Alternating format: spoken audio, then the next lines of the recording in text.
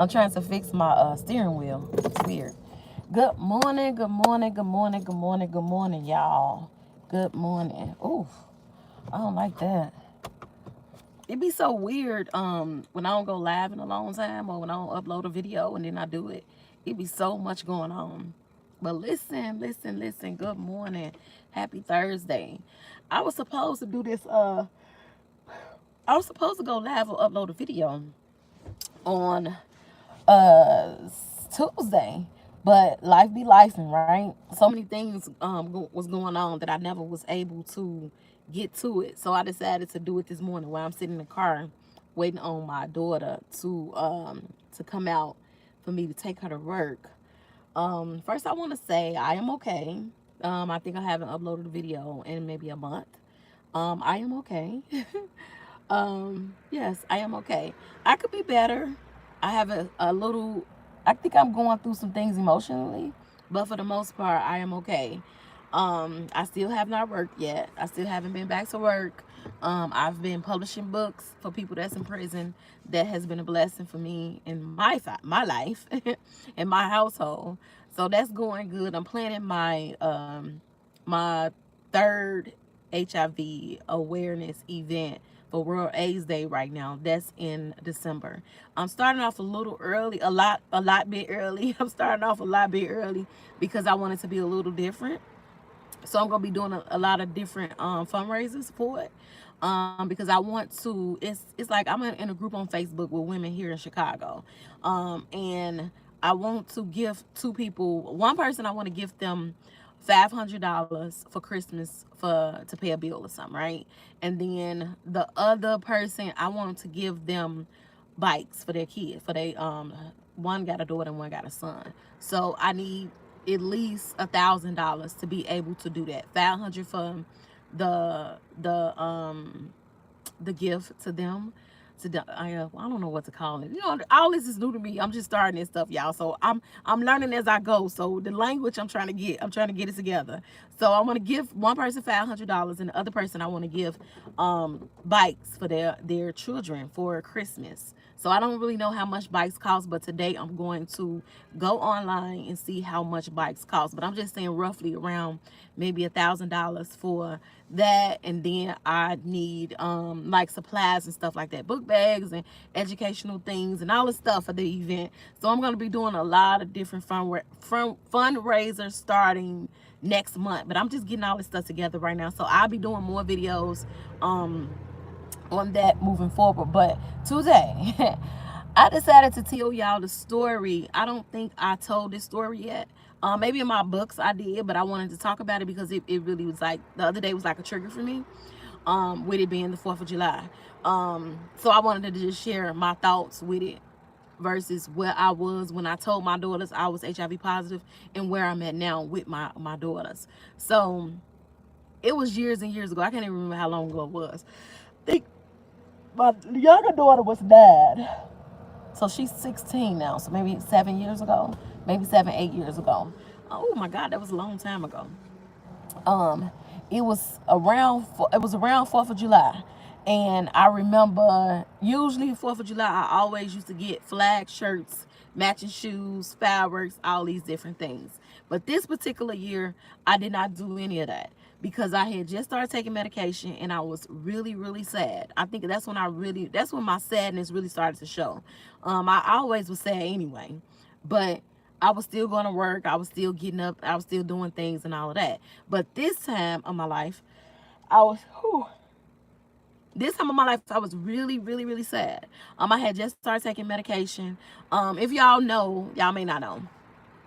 So when you diagnose with HIV and your CD4, when your CD4 is under, back then, when it was under 200, you was considered as having AIDS, right? So when you get close to 200, they usually start you on medication, right? Or it's under 200, you start on medication. When I was diagnosed, I was at 600-700, so I didn't need medication. So with years and years and years had been going on, I had went in a doctor and my numbers was close to 500. for whatever reason. I could have had a cold that day. I could have, whatever. It was just 500. It was close to 500. And they were saying that they wanted me to start taking medication way before I got to the 200 mark. And y'all know, y'all been following me for a while, I will freak out. Like, I freak out. Something get to going on, I get to freaking out. So I was freaking out because I'm like, what, I'm finna die? What's going on? But I was at that 10-year mark. And things started to change with time. You know, the numbers was just changing for whatever reason. And this was during the time where I started losing weight and all that stuff. Like, I think a few years before that, I had started losing weight and stuff, because I know, I'm getting excited. My numbers was continuing to drop, right? Before this appointment, my numbers was continuing to drop, maybe 2 years prior to this. So I had already known about the numbers dropping, but we couldn't figure out why they was dropping. There wasn't an explanation for it. All my numbers was fine. Everything was good. So it got closer to that 500. So they told me they wanted me to take medicine. And I started taking medicine, and I was just sad. I was sad. I wasn't getting out of bed a lot. I didn't want to work no more. I was not working. Oh God, I was not working during this time. It just was bad. It was bad for me. I had just started taking that medication, and it was new to me. So I had diarrhea, and it was really bad. So I'm like, oh my God, my body going through these different changes. I was mentally messed up, but physically I was too, because my body was going through all these different changes with taking this medication. So, oh my God, that's just like, I remember it like yesterday. So I'm sick. I'm mentally sick. I'm physically sick, and I'm shitting everywhere. It just was weird. It was weird, and I was really down. And my kids was used to doing a certain type of thing, so they it's so hard sometimes to tell my story without telling other people's story. You know what I'm saying? I be trying my best not to be mean or nasty, because like I said, I'm not upset with him anymore. Like, I'm cool with whatever happened, you know what I'm saying? But I gotta tell my story, you know what I'm saying? I want to make y'all understand what I'm saying. But he was about to take them to go and get outfits and stuff for the 4th. And I wanted to go. Like, I'm sad and I'm depressed, but okay, I'm gonna go. You know what I'm saying? And I'm like, you can give me some too? Man, I was not working. And before this, I always worked. I always had money. I always paid the bills. I always took care of everything. And at this time, I was working a business, so I had income coming in. But once I paid my bills and all that, that was it, or whatever. So he was like, you don't work, you don't eat. You don't work, you don't eat. What you mean? Especially, nigga, you ain't worked. You just started working. You've been working a good year, nigga. We've been together almost 20 years. Well, at that time, maybe it was like 10 years. We've been together 10 years. You just started working the last year. I done worked and did everything. What do you mean you don't work, you don't eat? So I was upset with the conversation. I will do a video on that too. I was so upset about that. And I was upset because my kids is going to be taken away from me for 4th of July. Never, ever, ever. Me and my kids were separated for the 4th of July. So, you know, I was upset. And at this time, I was tired of my kids looking at me like I was just sad and I was depressed and I didn't love them. And I just bothered they did it. You know what I'm saying? Like, it just was bad. Like, they was being taught to hate me for lies. You know what I'm saying? So, I'm like, you know what? I'm tired of this.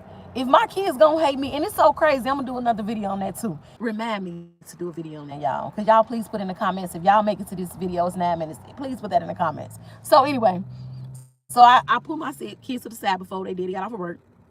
And I told them, I was like, look, y'all know I've been taking medicine and I've been sad and all that. They were like, yeah. And I'm like, I got HIV. And they was like, what? So I broke it down to them. So my older daughter was like, is you okay? And I'm like, yeah, I'm okay. I've just been a little sick. And, you know, the medicine, I'm just explaining to them, schooling them on what the medicine do to the body and da da da da. My younger daughter, she started crying. And she was like, she didn't want me to die. And I'm like, I'm not going to die. I'm fine. I'm just sad, you know? I'm just sad. And I gave them a hug. We talked about it. And they went on what they did. And they got they little flag shirts that we usually get. They got their shoes. My older son, all this. All my kids, 4 of my kids, they went out to get them stuff, and he didn't come back with me nothing. And that made me even sadder. They didn't come back with me nothing. But as long as my kids knew, right? And they went off and did whatever they did, for the 4th of July. And I stayed in the house, and that made me even sadder. It's like so many levels to sadness. You could be sad, but I'm sad anyway. I'm taking this medicine. Oh, I'm more sad. Is not a word, but follow me. I'm sad because I'm taking this medicine. Now I'm even sadder because my body is going through all these changes because the medication has to get in my bloodstreams and do what it do. So I'm sad about that. Now I'm sad because it's finna be 4th of July. I don't feel like doing nothing, but okay, I'm gonna try to get myself together. And I'm not allowed to go and have family time with my family because of narcissist, like a person that's just evil, just pure evil, just not allow me to be with my family. It was horrible. It's levels now, all of these things going on, and I'm still trying to accept I am a woman living with HIV. Weird, right? It's like levels to the foolishness that I was going through, that I was experiencing back then. But I'm saying all this to say that it's been years now. Me and my daughters, we're good, right?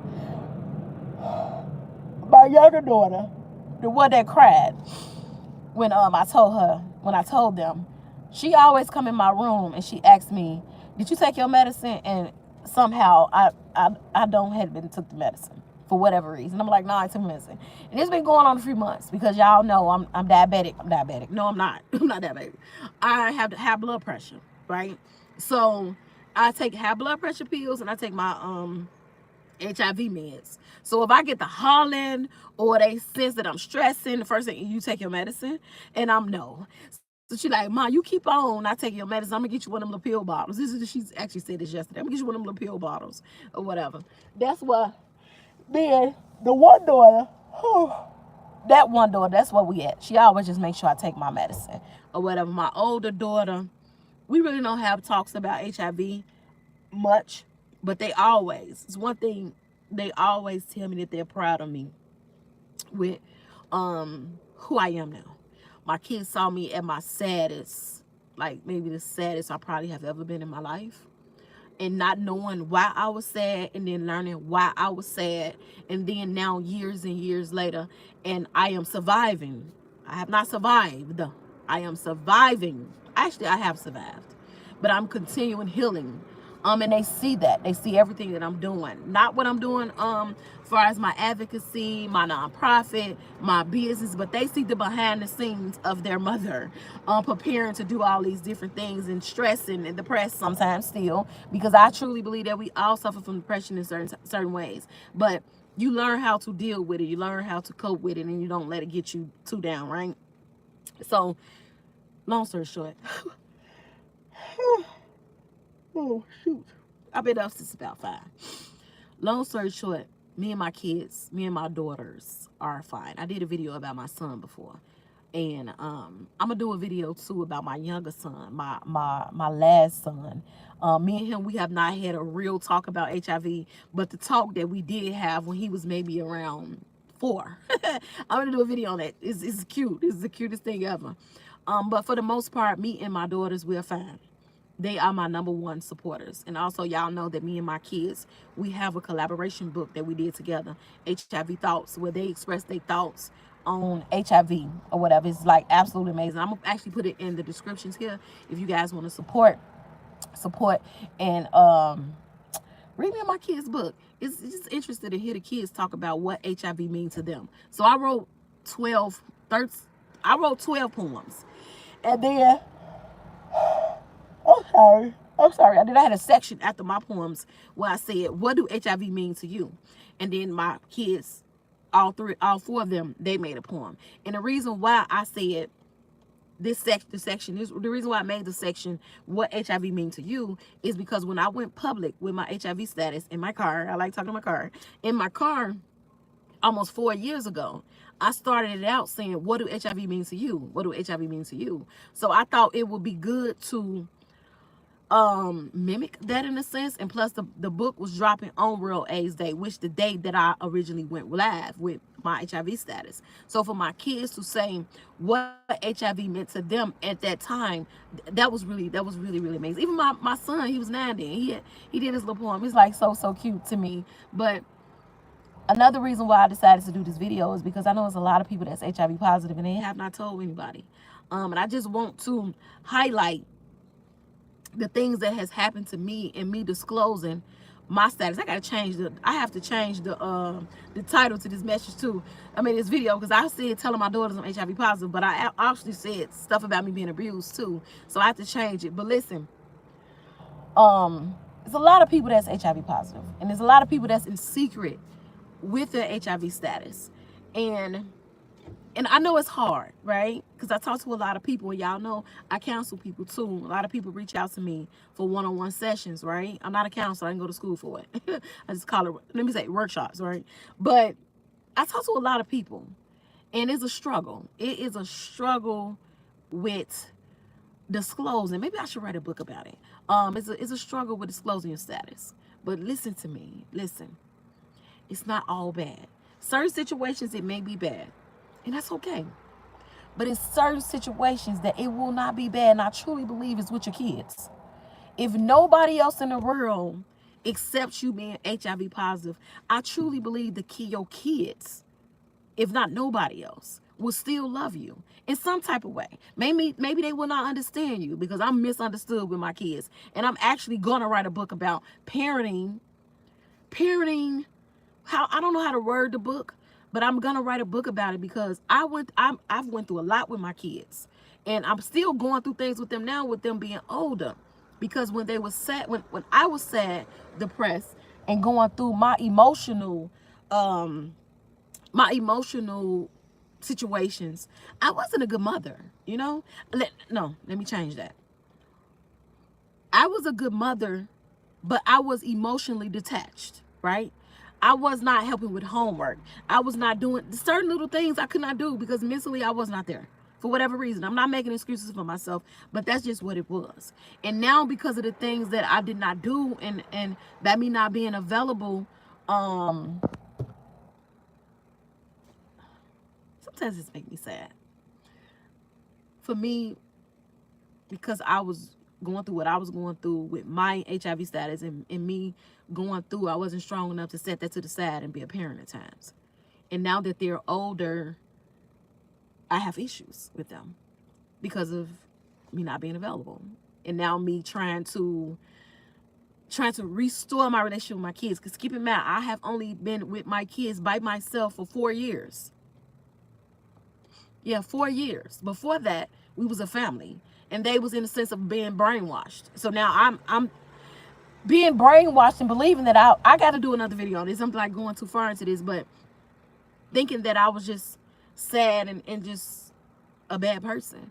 And then now to be with me 4 years alone, and me now disciplining, parenting, trying to figure my own life out. That's a lot. It's a lot for anybody. So we in a stage where we are repairing our relationship, and it is so much better, you know. It makes me sad. It like really affects me a lot, but I just thank God that we trying as a family, good, bad, or ugly. We are trying. It get bad sometimes, it get good sometimes, but the one thing I will never do is give up. Until my casket closed, I'm going to repair my relationship with my kids and do the best that I can do to be a better me, so that I can be a better mother. But seeing all of this the same, my kids still love me. Regardless of that, I was not available, and I was sad, and I was depressed. And now them understanding mama was sad, mama was depressed, because she's HIV positive, and now they understand what HIV means. So they understand the mental part to being a person living with HIV, not only a physical, because they saw it hands on. They didn't know I was HIV positive, but they knew I had a mental issue. You see? So some people, they kids know that they have a mental issue, but don't know that they're HIV positive, like my kids. And they could be grown kids, you know what I'm saying? And they just do not know. And I think when you, like my kids said, they be mad I didn't tell them before I told them, because they would have been able to deal with me better and understand me better, you know? So it's just so many levels to this, but for the most part, like I said, we're doing better. We're better, better, better than ever. And I truly believe that it's gonna be okay. And I truly believe for other people in this same situation that you can tell your kids and y'all can repair whatever has been broken. Y'all can not even repair what's been broken.